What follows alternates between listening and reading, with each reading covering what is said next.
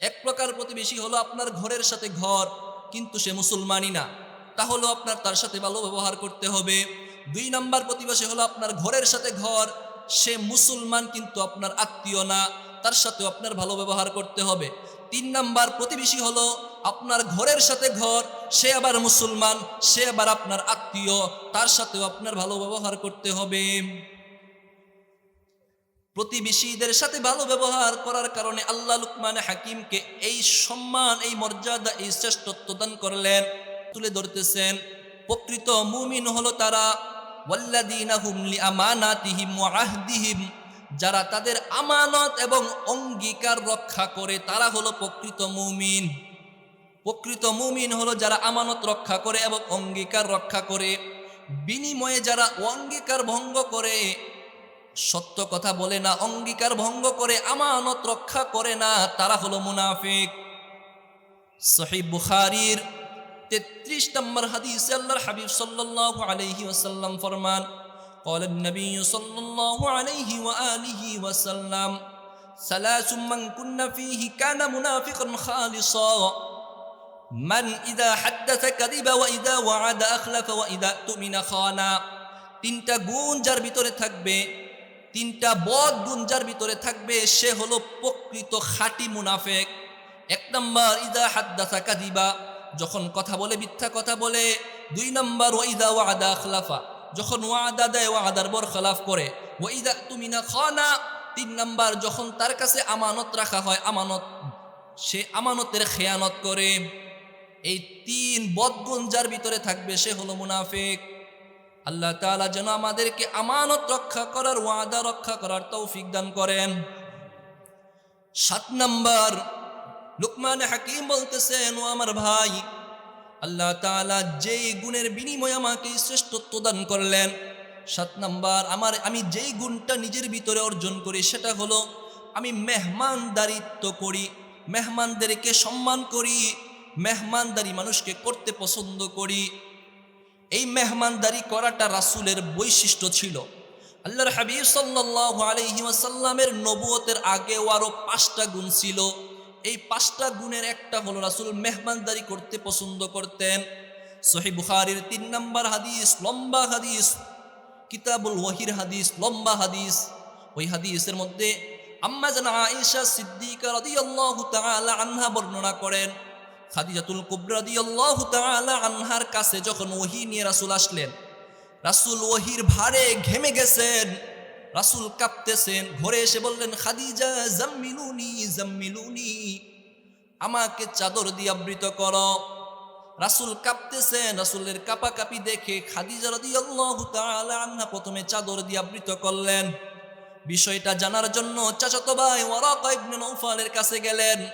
Waraqah ibn Nawfal বললেন, ও খাদিজা, সুসংবাদ গ্রহণ করো, তোমার স্বামীর যেই নমুনা, যে আলামত দেখতে পাইতেছি, এই আলামতের ভিত্তিতে বলতে পারি তোমার স্বামী হলেন আখির জামানার পয়গম্বর মুহাম্মাদুর রাসূলুল্লাহ সাল্লাল্লাহু আলাইহি ওয়া আলিহি ওয়াসাল্লাম। এবার খাদিজাকে বললেন, খাদিজা, আমার ভয় হয় মক্কার মানুষের আমার দাওয়াত গ্রহণ করবে কিনা, আল্লাহ কি আমাকে এত কষ্ট দিচ্ছেন, আল্লাহ কি আমাকে লাঞ্ছিত করতে চান কিনা। খাদিজা বললেন, ওয়াল্লাহি কাল্লা লা ইউখজিকাল্লাহু আবাদা, প্রাণের স্বামী আমার, কাল্লা, আল্লাহর কসম করে বলতেছি, কখনোই আল্লাহ আপনাকে অপদস্থ লাঞ্ছিত করতে পারেন না। কেন আল্লাহ আপনাকে লাঞ্ছিত অপদস্থ করবেন না? ইন্নাকা লাতাসিলুর রহিম, আপনি আত্মীয়তার সম্পর্ক রক্ষা করেন। ওয়া তাকসিবুল মাদুম, যাদের কিছু নাই তাদেরকে উপার্জন করে দেন। ওয়াত্তাকুরি উযাইফা, 3 নাম্বার আপনার ভিতরে যেই গুণটা আছে ওই গুণটা হলো আপনি মেহমানদারি পছন্দ করেন, আপনি মেহমানদারি করতে পছন্দ করেন। যেই মানুষটার ভিতরে 5টা গুণ আছে, উত্তম গুণ আছে, মেহমানদারি করার নূর গুণ আছে, আল্লাহ ওই মানুষটাকে কখনোই লাঞ্ছিত অপদস্থ করতে পারেন না, ওই মানুষটাকে আল্লাহ কখনোই লাঞ্ছিত করতে পারেন না। সহিহ বুখারীর 6138 নম্বর হাদিসের বর্ণনা। আবু হুরায়রা রাদিয়াল্লাহু তাআলা আনহু বর্ণনা করেন, মান ইউমিনু বিল্লাহি ওয়াল ইয়াউমিল আখির ফালইউকরিম যায়ফাহু।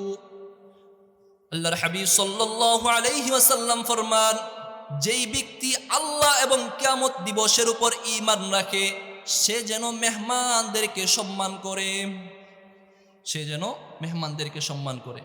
একটা সময় আগে কাচারি ঘর ছিল, মেহমানরা আসলে থাকতো, এখন তো এই ঘরগুলো নাই। কিন্তু আলহামদুলিল্লাহ এখন আমাদের ঘরগুলোর প্রশস্ততা বেড়ে গেছে, ওই ঘরের আর দরকার হয় না, তাই না? আমাদের ঘরে এখন অনেকগুলো ঘর মেহমানদের জন্য আলাদা আলাদা ঘর থাকে। মেহমানদারি করা রাসূলের বৈশিষ্ট্য ছিল, নবুয়তের আগেও যেই গুণ রাসূলের ছিল, রাসূলের নবীদের গুণ। সমস্ত নবীরা মেহমানদারি পছন্দ করতেন। ইব্রাহিম আলাইহিস সালাতু ওয়াস সালাম মেহমান ছাড়া খানাই খাইতেন না। আল্লাহ যেন আমাদের ভিতরেও মেহমানদারির গুণ অর্জন করার তৌফিক দান করেন। ও আমার ভাই, লুকমান হাকিম বলতেছেন ৮ নম্বর যেই গুণের বিনিময়ে আল্লাহ আমাকে এই শ্রেষ্ঠত্ব সম্মান দান করলেন, ৮ নম্বর হলো আমি প্রতিবেশীদেরকে সুরক্ষা দিয়ে থাকি। প্রতিবেশীরা আমার হাত থেকে নিরাপদ, আমার হাতে নিরাপদ। অনিরাপদ প্রতিবেশী আমার হাতে কেউই না। আল্লাহ তাআলা সূরা নিসার ৩৬ নম্বর আয়াতে বলেন, ওয়া'বুদুল্লাহা ওয়া লা তুশরিকু বিহি শাইআন ওয়া বিল ওয়ালিদাইনি ইহসানা ওয়া যিল কুরবা ওয়াল ইয়াতামা ওয়াল মাসাকিন। আল্লাহ বলেন ওয়া'বুদুল্লাহ ওয়া লা তুশরিকু বিহি শাইআ। আল্লাহ প্রথমেই বললেন ওয়া'বুদুল্লাহ, আল্লাহর ইবাদত করো, তার সাথে কাউকে শরীক করিও না। তারপর আল্লাহ বলতেছেন ইহসানা ওয়া বিদিল কুরবা ওয়াল ইয়াতামা ওয়া বিদিল কুরব ওয়াল জারিল জুনুবি। আল্লাহ বলতেছেন সৎভাবে ব্যবহার করো, ভালো ব্যবহার করো তোমার প্রতিবেশীর সাথে।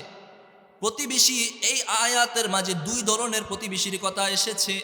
একটা হলো এমন প্রতিবেশী যে আপনার ঘরের সাথে আছে, ঘরের সাথে লাগুয়া কিন্তু আপনার আত্মীয় না।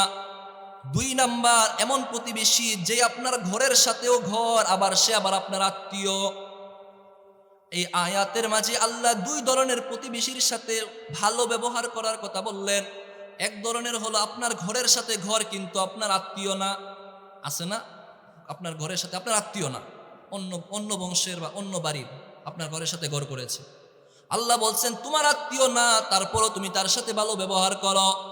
২ নাম্বার এমন গুণ, যে ব্যক্তিটা হলো তোমার ঘরের সাথে ঘর আবার তোমার আত্মীয়, তার সাথেও ভালো ব্যবহার করো। মুফাসসিরিনে কেরামগণ লিখেন আল্লাহ তো এই আয়াতে স্পষ্টভাবে ২টা প্রতিবেশীর কথা বললেন। প্রকৃতপক্ষে প্রতিবেশী হলো ৩ প্রকার। কয় প্রকার? ৩ প্রকার।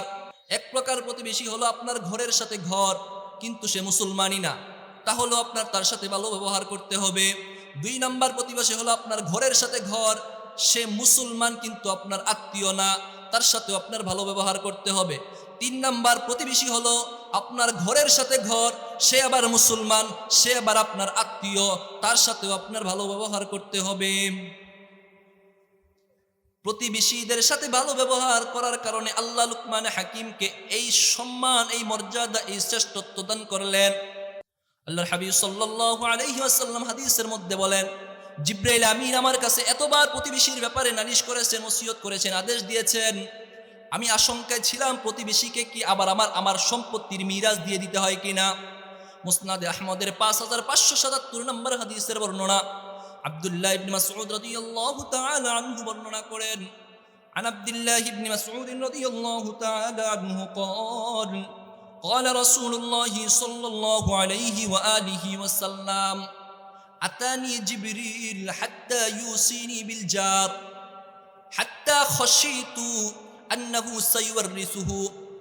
سيورثني আল্লাহর হাবিব সাল্লাল্লাহু আলাইহি ওয়াসাল্লাম ফরমান, জিবরাইল আমিন আমার কাছে যতবার আসছে প্রতিবেশীর ব্যাপারে আমাকে এত বেশি উপদেশ দিয়েছে যে আমি আশঙ্কায় ছিলাম প্রতিবেশীকে কিনা আবার আমার সম্পত্তির মিরাসের ভাগীদার বানিয়ে দেয়।